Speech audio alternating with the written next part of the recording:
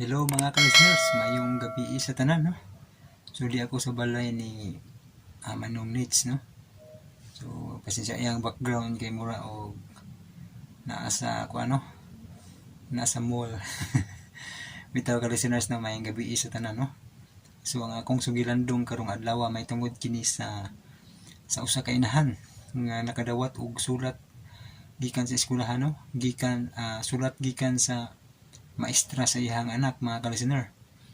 Ug ang sulat na kanayon nga ang gatong maestra sa iyang anak na give up na ning surrender na sa iyang anak, mga ka-listener, tungod kay bisag usa og tudlo lisod kuno kayong tudloan kay ug sa ato pang pinulungan bisag usa og tudlo lisod kayo tungod kay magbuho giya, mga ka-listener. So lahi og panghuna-huna ang mga bata, mga ka-listener, no?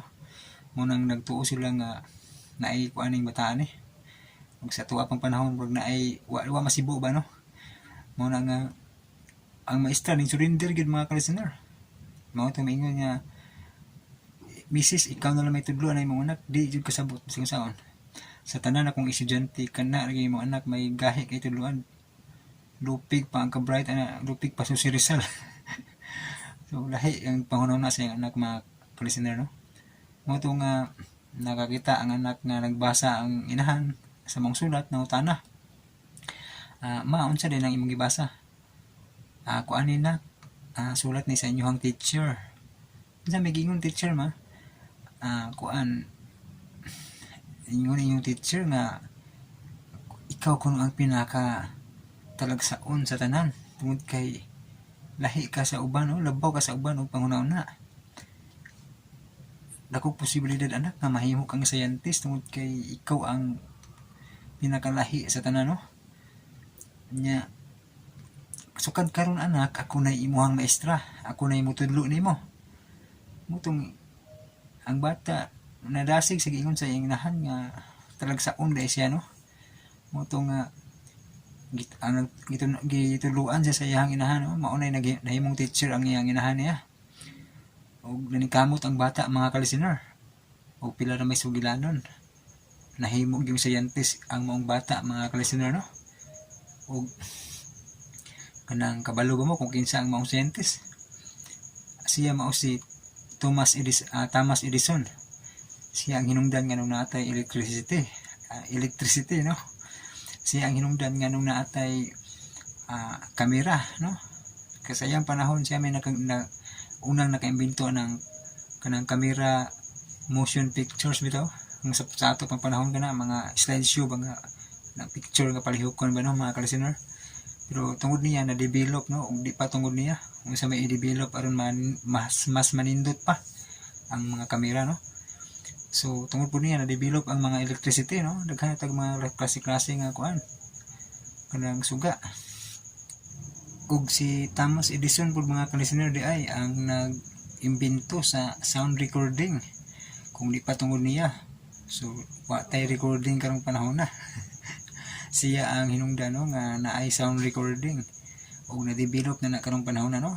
Bisag unsa na lang ang gamiton para maka-record og mga sound, no. So yun na ka brilliant, no, si Thomas Edison, mga ka-listener.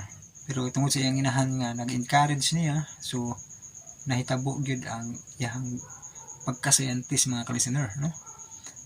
Unya sa pagkamatay sa iyang inahan, mga ka-listener, nakita niya ang sulat dito sa kaba, no. So iyang gibasa. So ang katong sulat sa iyang maestra nga gipadala. So pagbasa pa niya kay lahi man ang nasulat, mga ka-listener. Ang nasulat dito kay kuan man, surrender ang maestra tungod sa kagahi tuluan. Sa usa og tulo di jud kasabot kuno. Ug sa ato apang pinulungan bugo kadyo. Magbuho giya nga kaugalingon niyang kuan study, no. So kay si Thomas Edison sa iyang pagkabata hilig kay ni technology, mga ka-listener.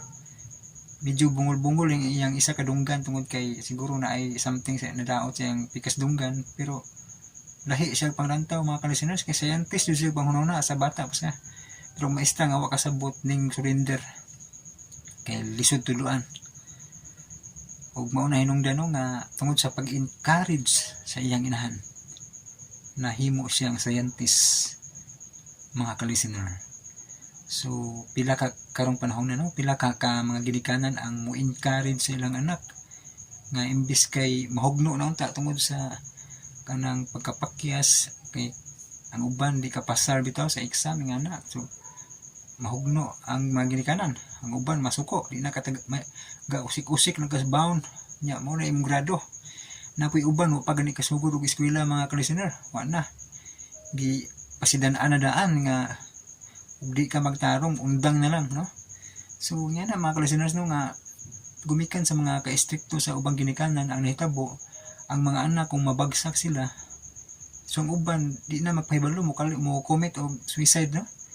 Sakit man palandungon mga ka-listeners nga tungod nga na nga sayop nga pagdala sa mga ubang ginikanan, mahitabo ng mga suicide no silang mga anak kay ugdi gipasidan-an naman daan nya ugdi makapasal nga na no. Ilang i-discourage imbis nga i-encourage nga maningkamot nga mo bisan pa mag-unsay mga failure musuga ko gyapon apan tungod sa uban nga mga ginikanan dili tanan man na sa uban lang no nga i-discourage hinuon nila nga kuan nga na. So ang mahitabo ang imbis kay magkuan ang bata kauna-una nang hikog nga na may peligro no. So sa mga ginikanan no dapat i-encourage ninyo bisan pag mabagsak na o unsa ba basta ang importante nga naningkamot sila nga maka-eskwela gyapon mo padayong eskwela. Gawas na sa uban no nga bisig wa jud hilig og eskwela mga ka-listener no. So mao ni ang ato ang kuanong gabi una no, ang ato ang sugilandong hinaot unta nga naatay makatunan.